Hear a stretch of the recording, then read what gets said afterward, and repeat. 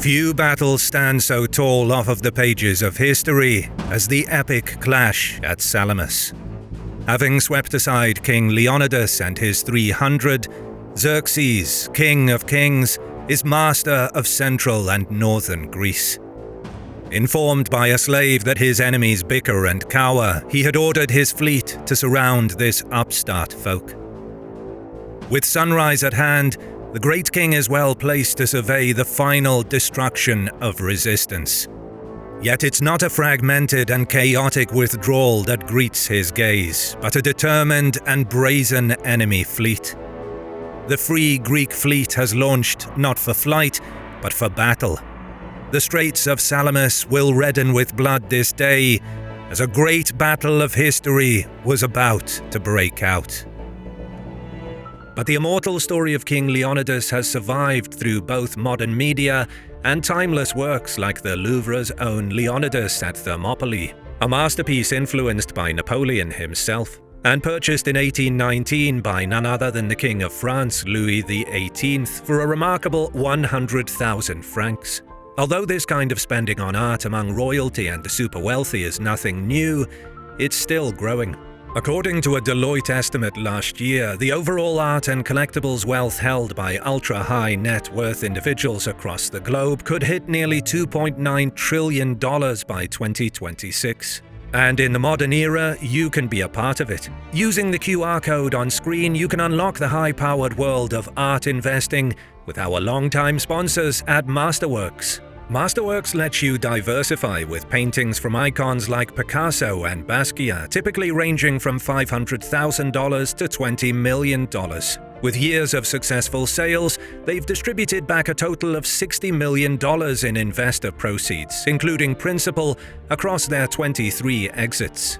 In the last few days, the art market has made headlines again with blockbuster sales of everything from Magritte paintings to multi-million-dollar bananas. And with Masterworks, you can easily get in on the excitement without needing millions of dollars or art expertise. You can get priority access to Masterworks today using the QR code on screen, my special link in the description, or at masterworks.art/HistoryMarche.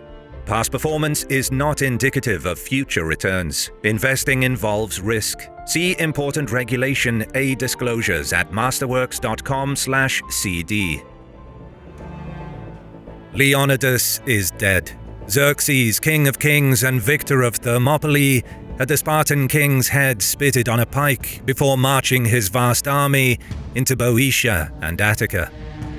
His goal: to avenge the Athenian burning of the temple of Cybele in Sardis nearly 2 decades before.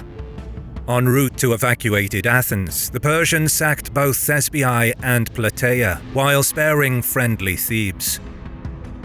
Most Greek residents of targeted settlements had the wisdom to evacuate, and the citizens of Athens had mostly done the same. However, upon reaching the city, Xerxes found the Acropolis defended. Quickly overwhelming its defenders, the Temple of Athena was burned.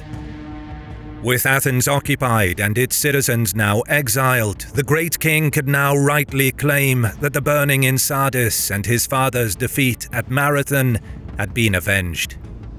To Xerxes, however, perhaps only the shedding of his enemy's blood in battle would set the seal on his victory over the Hellenes.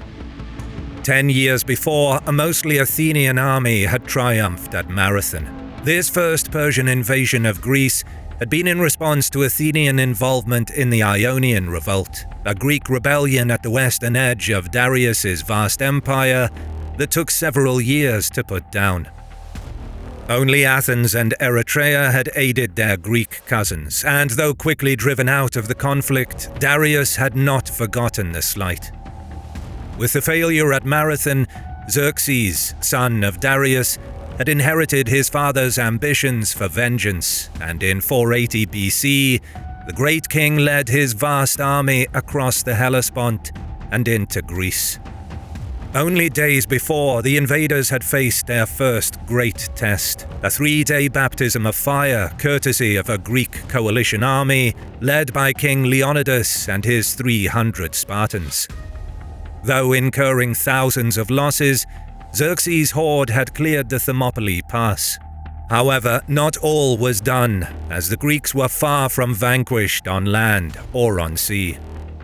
As Leonidas and his men had fought to the last at Thermopylae, a separate but mutually supporting sea battle had been fought in the nearby straits of Artemisium. Similarly holding back the Persian onslaught for 3 days, the fleet, under the nominal command of Eurybiades, decided on withdrawal after hearing of the fall of Leonidas and the remaining contingent of his army. At Salamis, a debate ensued over the best course of action. Though elected commander of the Greek naval forces, Eurybiades, as a Spartan navarch, was more of a compromise candidate, the better man to lead than an Athenian. Though Athens easily had the largest number of ships, the other Greek powers did not want the city to lead the fleet. Important leaders along with Eurybiades were the Athenian leader Themistocles and Adimantus of Corinth. Meanwhile, as events had proceeded elsewhere, tens of thousands of men had been building a wall across the isthmus of Corinth day and night, and in keeping with this defensive strategy, the mood was geared towards a sea battle near there in the more open waters. Themistocles, however, stated that given the disparity in numbers and the Persian superiority in speed and maneuverability, it made sense to provoke a naval confrontation in the more enclosed area of Salamis. He added that in both scenarios too, they were defending the Peloponnese. Salamis was simply more winnable. Though certainly without a city, as Adimantus scornfully observed, Themistocles shot back that without the Athenians' 200 vessels, the Greek fleet would be doomed. To concentrate minds further, Themistocles also made it known that if Salamis were abandoned, then he and the Athenians would set sail for Cyrrhus in Italy, leaving Hellas to its fate. This clearly convinced Eurybiades. However, in another clever piece of manipulation that Sun Tzu himself would have been proud of, Themistocles also ensured battle at Salamis by sending his child's tutor to Xerxes with a message, at least if Herodotus is to be believed on this point. Meanwhile, Xerxes had sent Mardonius among his captains to ask whether they should fight. Of all his advisors, only one, Artemisia, queen of Halicarnassus, spoke out against battle at Salamis. Artemisia argued that the battle was pointless given Xerxes had already achieved what he came for, the occupation of Athens and much of Greece. Furthermore, she informed him that the enemy were short of supplies on Salamis, and that if they were to strike out to the Peloponnese with the land army, the Greeks would surely split apart to defend their own cities. Finally, she played down the capabilities of the great king's fleet, arguing that the Greeks are superior on sea, while Xerxes' slaves or subjects, namely the Egyptians, Cypriots, Cilicians, and Pamphylians, were completely useless. On learning of Artemisia's mind, far from executing her as some of her friends and enemies feared or hoped, she rose further in the great king's estimation. However, Xerxes still settled on the majority view. He believed that at Artemisium the fleet had performed poorly because he had been absent. At Salamis, with their king watching on, they would crush the smaller Greek fleet. Perhaps another influencing factor that sealed Xerxes' resolve was the messenger sent by Themistocles. Coming before Xerxes, the great king was told that the Greeks were close to splitting, with some imminently setting sail for home, while others were poised to backstab their allies. While seemingly fanciful, this story is not entirely implausible. It was certainly Persian practice to maintain a dialogue even with enemies during a campaign, thus always leaving open the possibility of achieving a bloodless triumph, or perhaps undermine the enemy's unity through well-placed bribery and threats. Perhaps then, Xerxes simply heard what he wanted to hear. With his mind set, Xerxes ordered the southern escape route in the Saronic Gulf to be closed, while a force of around 400 men were dispatched to occupy the island of Satalia. This in anticipation of rescuing unfortunate allies from the sea, whilst also disposing of Greeks. In addition, Diodorus states that Xerxes sent the Egyptians to guard the western route away from Salamis between its western end and Megara. Breaking through the blockade from Aegina, the ostracized and recalled Athenian Aristides, an enemy of Themistocles, joined the allies to inform them of their plight. In the event, even his news of this Persian noose tightening around their collective necks was not enough, and it would take a further captain, a certain Panatius, commanding a crew of Tenian deserters, to confirm Aristides' information. Yet, whether they accepted it or not, whatever argument still raged on within the Greek camp, now their destinies were set. On the morrow, blood would indeed redden the straits of Salamis. The next morning revealed a do-or-die situation for the Greek fleet. Having beached their ships on the beaches of Pelukia and Ambalaki bays, the Greeks launched their vessels to face those of the Persians. The large Phoenician contingent had sailed into position during the night to face the Athenian fleet, whilst the Ionian ships took the Persian center, followed by Artemisia's ships, the Dorians and the Carians. Eurybiades and the Spartan vessels, if following usual convention, would have taken position on the right as the command contingent. However, it's also possible Eurybiades placed his own ships to the right of the largest group of Athenian vessels, giving himself a more central position of command. The placement of the allied vessels is not certain outside of the Athenian position, though the largest contributors included Corinth, Aegina, and Megara, among others. Athens by far fielded the greatest number of ships, totaling around 200 that day, with the Corinthians next in line with 40. All told, the Greeks fought at Salamis with about 365 ships, though the exact total will likely never be truly known and could have been slightly more. As for Xerxes' comparative behemoth of a fleet, this too is more slippery to pin down than at first appears. The exact number is usually given as 1,207 ships. The two previous storms around the time of Artemisium had to have reduced the number a bit, though Herodotus maintains that Medizing Greeks recouped this number for the great king before Salamis. The Egyptian contingent numbered around 200 alone and was supposedly guarding against any western escape attempt, so would not be involved in the action at Salamis. We know too that the Cypriot, Cilician, Hellespontine and other contingents had formed their blockade to the south too, which gives us a rough total of around 500 vessels facing the Greeks in the initial assault. Whatever the true numbers facing the Greeks, however, they were certainly outnumbered, though now the clash had been focused within the Straits of Salamis, the Greek leaders hoped this numerical disparity would count for little. Xerxes, perhaps in an eager anticipation of an easy victory, had his throne placed to enjoy a panoramic view of the battle. Here, he could have his scribes note down those servants who had distinguished themselves and who had not. Along the shore of Attica were lined the army, with some archers to Xerxes' right, a particularly dangerous prospect for any ships that passed close enough to them. The Greeks too had hoplites guarding the beaches of Cynosura, Cape Vavari and Enchantress I. As for the Greeks, far from despondent masses of fleeing ships and men, the sight and sound that greeted Xerxes was the confident cheers and purposeful action of his enemies. The Greek ships, at around 2 miles in length and 2 ships deep, formed a curved line from the island of Enchantress I, anchoring their left flank to the tip of Cynosura on their right. The Persian fleet had mirrored their foes, though with their larger host and at 3 ships deep, they closed in menacingly like a forest of death, poised to finally swallow free Hellas herself whole. As the leading vessels of each fleet closed in, the action would have begun with individual triremes maneuvering, the better to strike their chosen targets.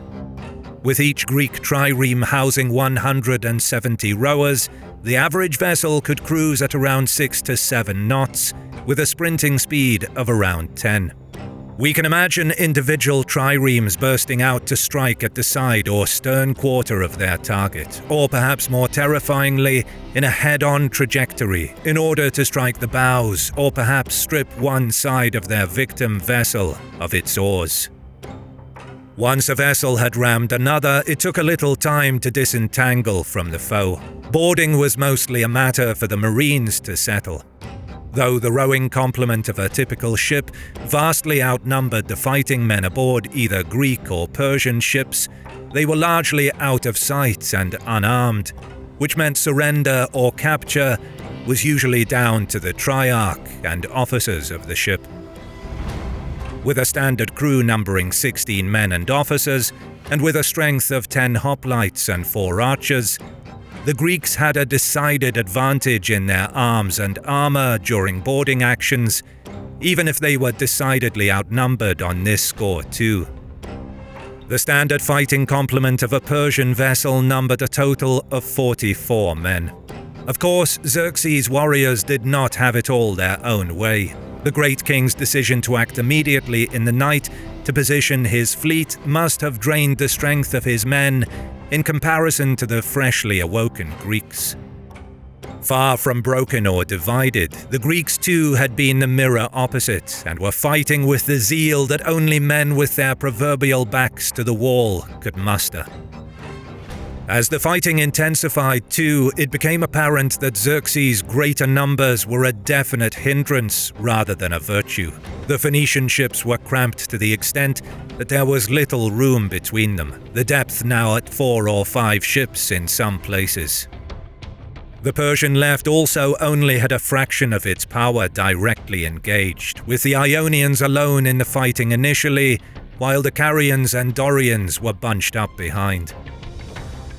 While specific details of the battle are scarce, we do know that by early afternoon, or perhaps the early hours evening, the Persians had been pushed back from the Straits of Salamis itself, though this must have been hard fought, as the Persian warriors, eager to avoid the wrath of their king, who watched menacingly on, did all they could. During this middle period of the fighting, given the claustrophobic context, it's clear most of the action would have been man-to-man, or as Thucydides called it, fought in the old-fashioned way.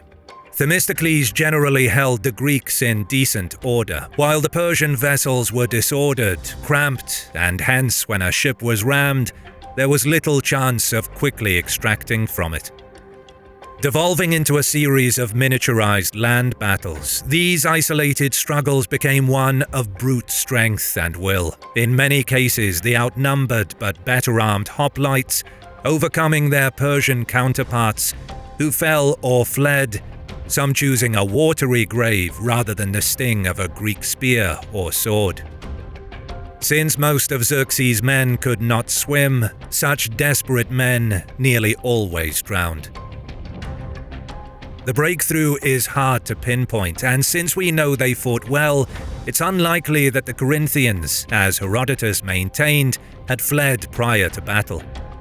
Perhaps then it was around this time or before that the Corinthians struck the flank or rear of the Phoenicians from the north, or that one too many ships had been disabled or taken, with that one now anonymous disaster precipitating a more general withdrawal of the leading ships, that itself then triggered the general chaos that came when meeting their comrades moving in from behind. Aeschylus's description is telling enough on its own, describing the Persians' numbers as their worst enemy. Their ships crashed into and battered each other, sometimes stripping a friendly ship of its oars, and thus leaving individual vessels open to isolation and attack from the more ordered Greek fleet. Aeschylus goes on, describing the Greeks as netting the Persians like tuna or a haul of fish, the chilling screams splitting the late September air, the groans echoing through the salty breeze. By afternoon, the Persian fleet had been rounded on two sides, the Corinthians and Athenians pressing in from the north and west into the Persian right, and the ships of Aegina and other Greek allies slicing at the Persians' underbelly from the waters around Cynosura. For Xerxes, sat grimly observing on his throne, Artemisia's words must have replayed in his head bitterly. Had he really had to fight the Greeks that day? Speaking of Artemisia, this warrior queen certainly earned her high praise in the eyes of the great king. Seeing the battle as lost, Artemisia's route of escape was blocked by allied ships, and with an Athenian trireme on her tail, she had to act fast. Ordering her crew to ram the friendly vessel of the king of Calindus, this tricked her pursuers, under Ammonius, into believing that she was either an ally or defector, and Ammonius instead set his sights on another enemy ship. Watching events from his seat on shore, Xerxes' scribes, unsure of the identity of Artemisia's victim, assumed she had disabled an enemy ship, causing Xerxes himself to exclaim that his men had become women and his women men.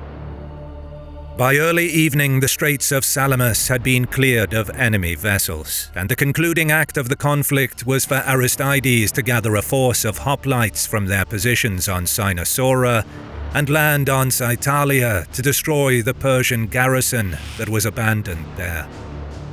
Though an undoubted Greek triumph, however, the Allied fleet had still lost some 40 triremes themselves. Xerxes' losses were severer still, as though an estimated 200 vessels had been lost. The larger crews, most of whom could not swim, raised the death toll comparatively higher for the Persians. In addition, those ships that had survived also suffered damage in many cases. Still, though Xerxes had suffered a defeat, he most certainly still had the numbers on his side. Pure numbers alone, however, could not account for the collapse in morale or the exhaustion of his men. Though his land army was intact and undefeated, the campaigning season was drawing to a close, and with the Greek fleet victorious and undaunted, the threat of being cut off from his empire was real. After consulting with both Mardonius and Artemisia, the King of Kings settled on withdrawal. Moving into Thessaly, Xerxes divided his army. The bulk of his force would accompany him back to Asia, while a substantial army remained to finish off the Greeks come spring. That Salamis may have not been perceived as such a massive setback as has been often reported is perhaps evidenced in a story that takes place shortly before Xerxes' departure. Acting on instructions from the oracle at Delphi, the Spartans had dispatched an ambassador to Xerxes to demand recompense for the loss of Leonidas. Xerxes scornfully laughed at the request, taking his time to answer before gesturing to Mardonius at his side and saying that he would pay the compensation that Sparta desired. With this dark reply, both Sparta and its allies could have been in no doubt that the war had not been concluded at Salamis. Soon the sons of Hellas would have to fight on land to extract full vengeance for Thermopylae and to free themselves from the Persian threat once and for all. If you like what you see, consider supporting my work on Patreon, and you get ad-free early access to my videos for as little as $1. You can also show your support by liking the video, commenting, and subscribing to my channel as a sacrifice to the algorithm. As always, I'll see you in the next one.